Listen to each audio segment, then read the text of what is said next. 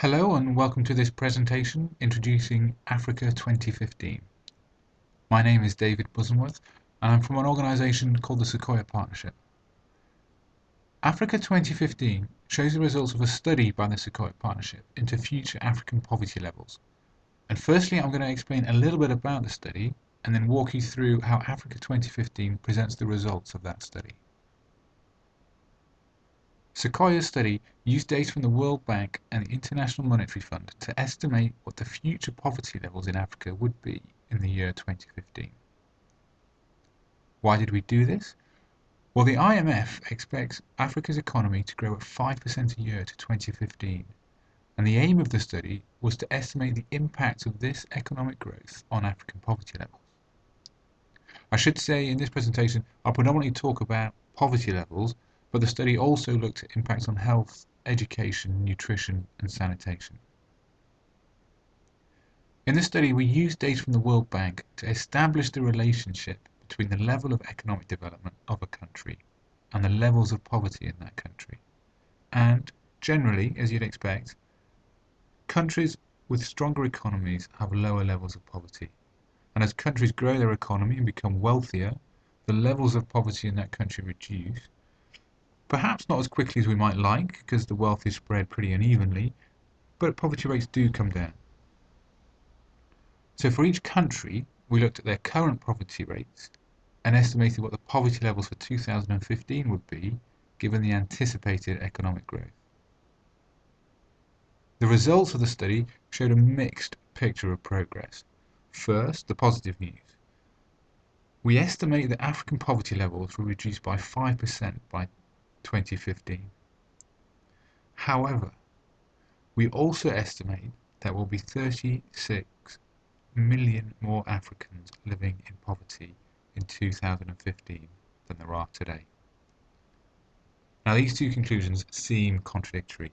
If the proportion of people living in poverty falls, how can the number of people living in poverty increase? Well, it's not just the African economy that is expected to grow by 2015. Population is also expected to grow, and in some countries it's going to grow pretty strongly. So even though in 2015 we have a smaller proportion of people in poverty, we also have more people. And the net effect is that we have more people in poverty because this population growth will outpace the poverty alleviation effect of a stronger economy. And the result is there will be 36 million more Africans in poverty than there are today. It's important to note, though, that if we didn't have any economic growth at all, there would be even more Africans living in poverty by 2015, and the situation would be even worse. In fact, we concluded that if Africa's economy was to stagnate and there was to be no economic growth at all, instead of there being 36 million more Africans living in poverty, there would be 83 million more Africans living in poverty, and it's really important to bear that in mind. So, having done the study and come up with these results, we developed Africa 2015 to present our results in an accessible form, and through an interactive map, we show the results of the study in three ways. Firstly, you can view the results in terms of the percentage of people living in poverty. The graph in the lower corner of the application shows a red bar for the current poverty levels, and the beige coloured bar is for our estimates for what the poverty levels will be in 2015. Now the default is to show the regional poverty levels, so it shows the poverty level for sub-Saharan Africa. But if you hover over a specific country and highlight that country, then the graph will change, and as you hover over each country it will display the results for each specific country.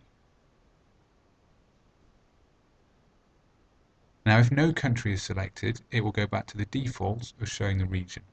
You'll notice that some of the countries are in grey, and this is because unfortunately we weren't able to conduct our study on every country. For example, we excluded some countries where the economy is too heavily based on mineral resource income, and we excluded those because wealth from oil and mineral resources, etc., doesn't often flow through to alleviate poverty. Secondly, you can view the results in terms of the number of people living in poverty, And here we see the increase in people living in poverty. If you compare the red line of population living in poverty with the beige line below it, you'll see that in 2015 we have more people living in poverty. Now on this graph we've added another line, which is the grey bar, and the grey bar shows what poverty levels would be in 2015 if there wasn't any economic growth. So here we've applied today's poverty rates and applied them to tomorrow's African population. And the final way of viewing these results is to see the estimated improvement in living standards in 2015 compared to a world where Africa's economy remained entirely stagnant and there wasn't any economic growth at all. And here we present the results both as a list but also as a Venn diagram, and you can hover over each of the indicators and see the number of people affected. Again, if you hover over countries and highlight different countries, you will see different results displayed. If you'd like any further information, please visit our website at www.sequoiaonsustainability.co.uk, and our contact details can be found there. Sequoia is spelled S-E-Q-U-O-I-A. Thank you very much for listening.